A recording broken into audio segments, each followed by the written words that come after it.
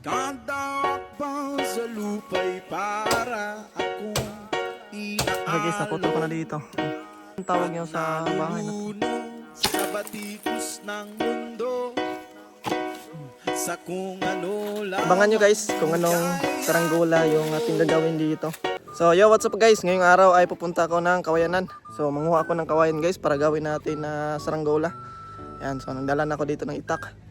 Ayan, so samahan nyo ako guys. Pupunta ako doon sa aking spot kung saan ako manguha ng mga kawayan. Medyo malayo konti yung pagkukunan ko guys.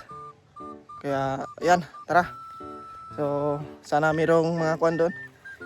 Yung kukunin ko yung mga kuwan lang muna.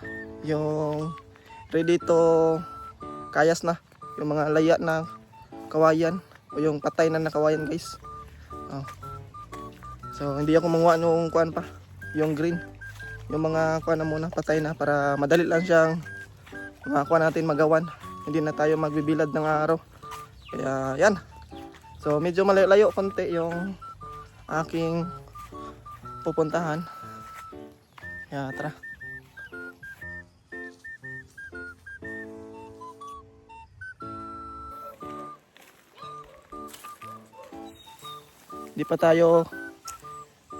Hindi ako dito mangunguha ng kawayan, mga maliliit at walang masyadong patay na kuan, kawayan.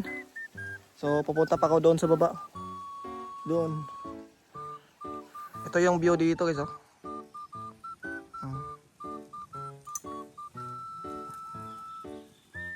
Ayan. So doon tayo mangunguha doon sa baba. Baba diyan. Ayan, oh. Diyan guys, pupunta pa tayo. Dito tayo dadaan. Dito, may daanan kasi ito ditong maliit. Hanggang doon.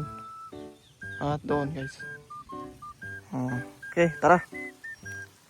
Maganda yung hangin, no?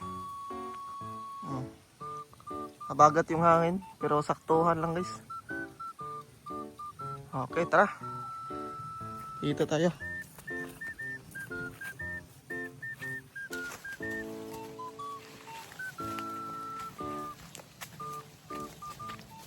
Yan, tingin-tingin tayo dito sa gilid-gilid. Baka makita tayo ng mga gagamba. Nagagamba din kasi ako guys. Ayan. Gagamba at saranggola. So baka makakita tayo ng mga G dito sa gilid-gilid. Pwede natin yun mapalaban. Marami din kasing nagkuha dito. Nagpapaderby ng gagamba dito sa amin. Kaya ayun, baka makakita tayo dito. O di pwede natin yun mabinta. May ibon guys. Ang laki ng ibon noon, oh. Lumilipad. Doon banda guys, mayroong ibon dyan lumilipad, oh. Dyan galing sa may puno ng niyog. Tandaan lang tayo.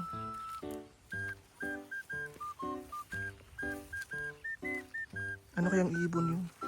Yun, ah. Sobrang laki kasi ng ibon yun. Ngayon lang ako nakakita ng ganun na ibon guys. Yung kulay niya ay mayroong pagka-gray at saka green. Sayang lang hindi ko na-videoan agad. Sobrang mailap kasi yung ibon na yon. Biglang lumipad agad. Maganda sana yung kung nakita pa natin ng ayos para malaman natin kung anong klaseng ibon yun.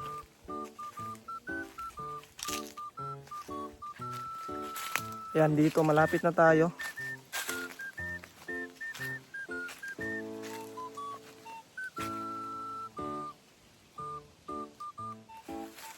Yan, oh.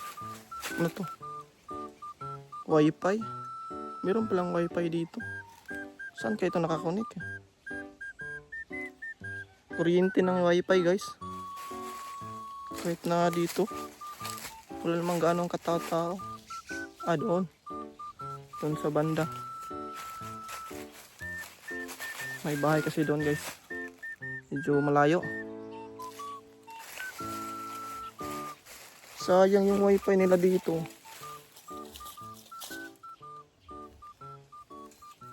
Hindi na kaya ito gumagana.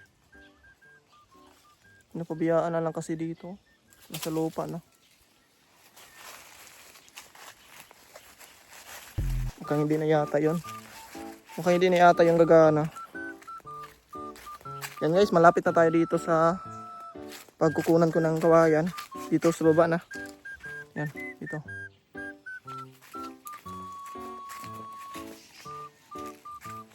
Dami palang mga ibon dito guys.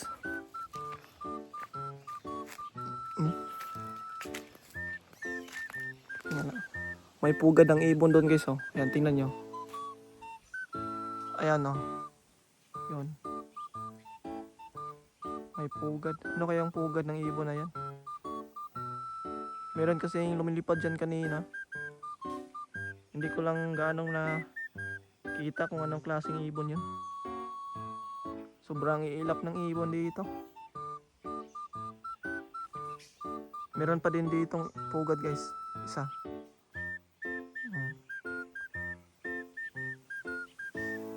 Parang maya yata to.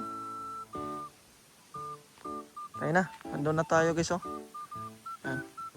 Nandito na tayo sa may mga kawayan.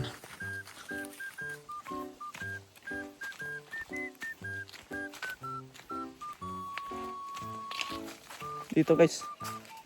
Ayan o. Ayan, dito tayo manguha ng mga kawayan. Diyan. Andun pa. At dito rin. Maghahanap na lang tayo ng yung magagamit natin agad dito. Sana makakita tayo ng good quality guys.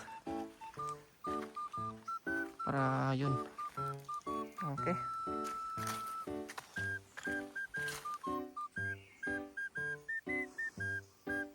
Mayroon sana doon guys oh. Kaso lang yung sa gitna niya pababa ay green pa. At doon naman sa kuan ay medyo laya na konti at medyo patay na konti doon guys.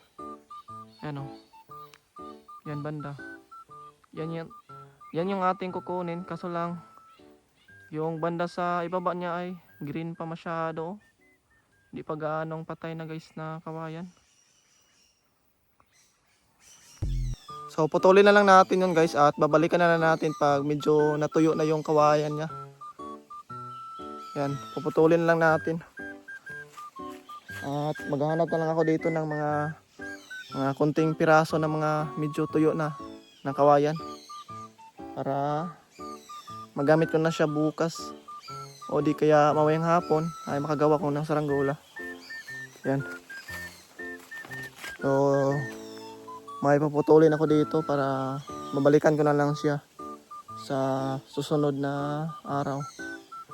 Para pagdating natin ay ready na guys. Tuyo na.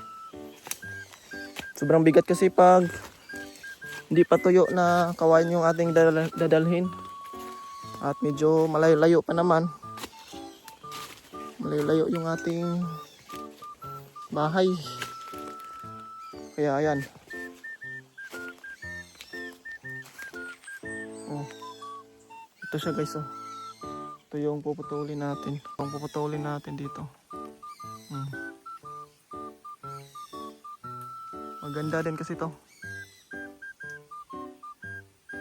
Medyo kuha na to.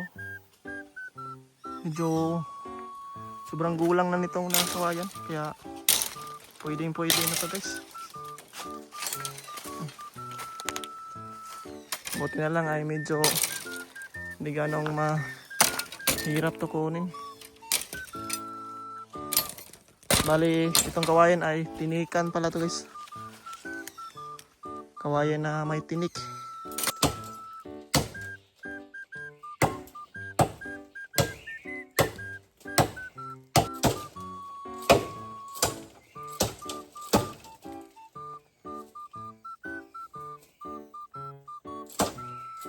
Okay guys, naputol ko na dito. Oh. Sobrang hirap putulin. Hindi kasi matalim yung aking dalang kuwan dito. Itak. Yan o. Okay. Mga Isang linggo lang yata to ay medyo tuyo na yata to guys. Babalikan lang natin to guys. Para makuha natin. Anong tawag nyo dito guys sa ganito na ore? Yan o. Mukhang may salag yata o ano kayang may laman dito? Ayan guys o. Anong tawag nyo sa bahay na to? Ito kasi yung tinatawag namin ay patong. Hindi ko alam kung anong tawag nyo sa ganito guys.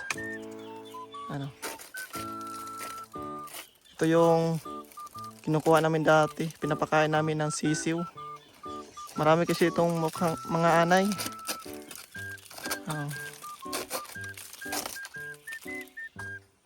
Mukhang wala na yata ng anay ito. Pinabahayan na ng kuano ng ibon na tikarol. Ito yung ganito kasi magbahay yung mga tikarol na ibon. Kadalasan ganito sila.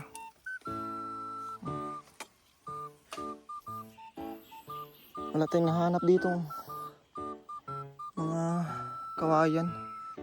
Yung mga pira-piraso na lang yung kukunin natin para sa mga maliliit na saranggola. Nahanap lang ako doon. Medyo may nakita kasi ako doon na medyo maliit lang. Pwede na yon. Pwede na yun gawin nating saranggola. Mga maliliit lang. Tayo na. Oops!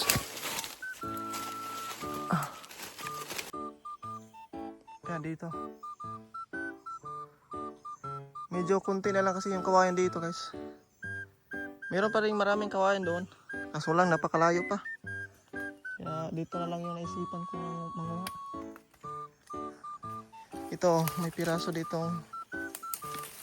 Kawayan. Ito. Pwede ito. Pwede ito gawin guys. Gawa na tayo nitong maliit na saranggola. Kukunin ko to guys. Ito pwede ito. Pwede natin to guys oh. Mga tira-tira na kawayan dito. Pwede ito pang gawa ng maliit na saranggola. Ito try kayo natin kunin ito guys oh.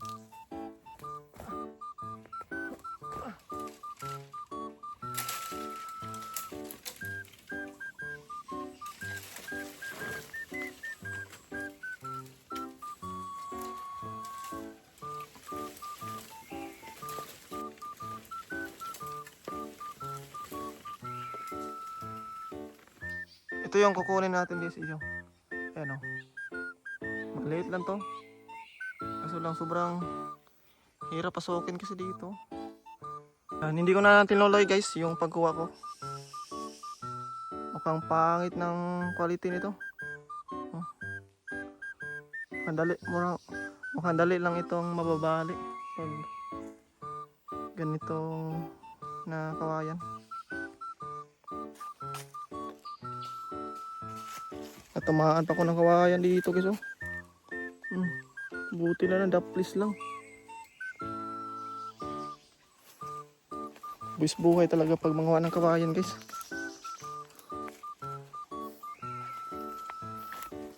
Ito na lang maliliit yung kunin ko. Mga pira-piraso na lang. Para meron tayong magawan agad na saranggola mamaya o kaya bukas. So ayun guys, nakuha ko na yung kakailanganin ko na kawayan. Ayan. Ito. Maliit lang to. Pero ayos guys, good quality yung kawayan nito. Matigas. Hindi to gaano madali mababali. Okay, tayo na.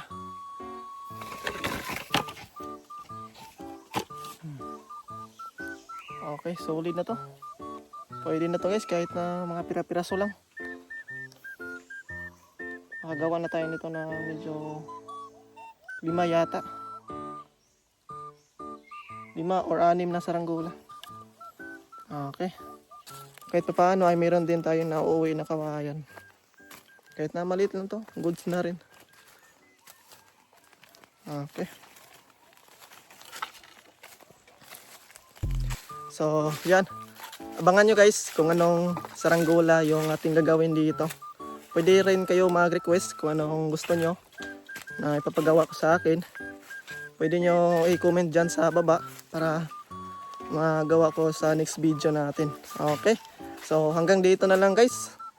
So ingat kayo lahat.